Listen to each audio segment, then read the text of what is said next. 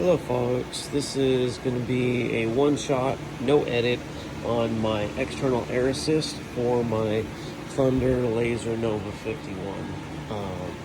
So I have my air compressor over here beside my laser. It's a California Air Tools. It's a 20-gallon, nice and quiet. Love the thing. So the orange or the yellow green hose is the supply line that comes out, and then that blue one here is it's the drain for the bottom of my air compressor. So to drain the moisture out, I don't have to take the compressor outside to let it run. So I just cut the hose and put ends on it to run it to where I needed it to be. And so this one comes over to my hose reel. And then, so that drain line, I'm going to be jumping all around here. This drain line here, that's the drain line that runs all the way down over to my door. And then I've got a little ball valve there. I can turn it, and the water, it just discharges the water out real easily.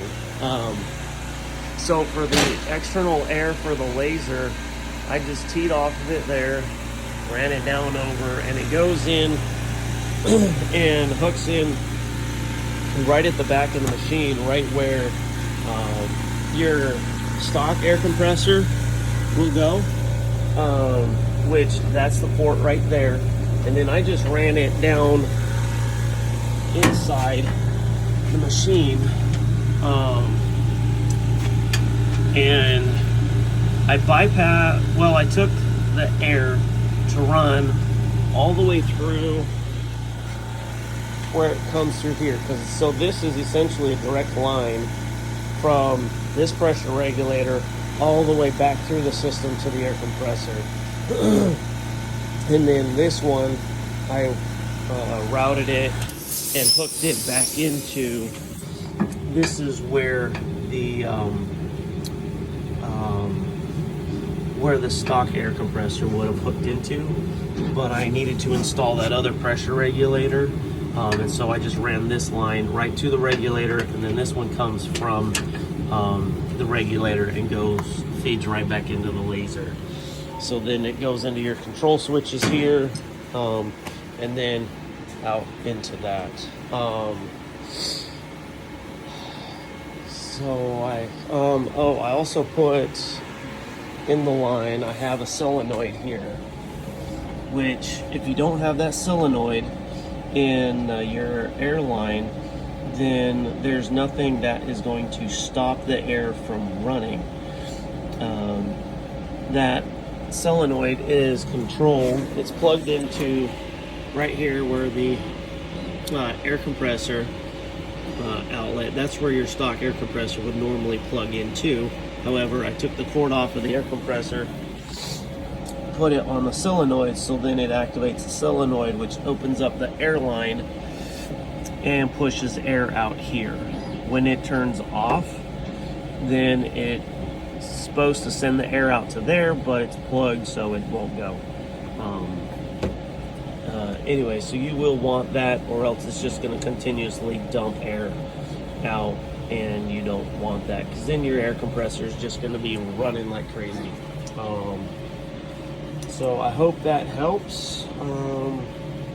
With any questions, I know I've seen seen air compressor questions on different Facebook groups, and so I thought I'd shoot a video and show my setup, and who knows, I may do a supplement video answering questions. I hope I got all the information in there for y'all. Yeah, I just looked parts up on Amazon and ordered them off of there. It's pretty simple.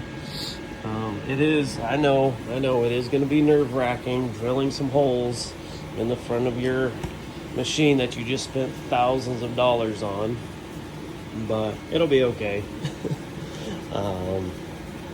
But it's worked out for me. I've had this for 2 years and it's been working out great. No complaints. This is the only complaint that I've had is this is my third air compressor for this thing. My first one, I burned it up because it was so loud. I built that box and I literally cooked the thing inside the box. It was a cheap Harbor Freight one that, anyways, I got my money's worth out of it. Then I bought a Cobalt one, their 26-gallon air compressor.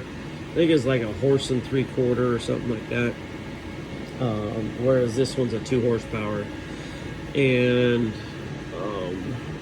it stopped working on me several times when it was overheating.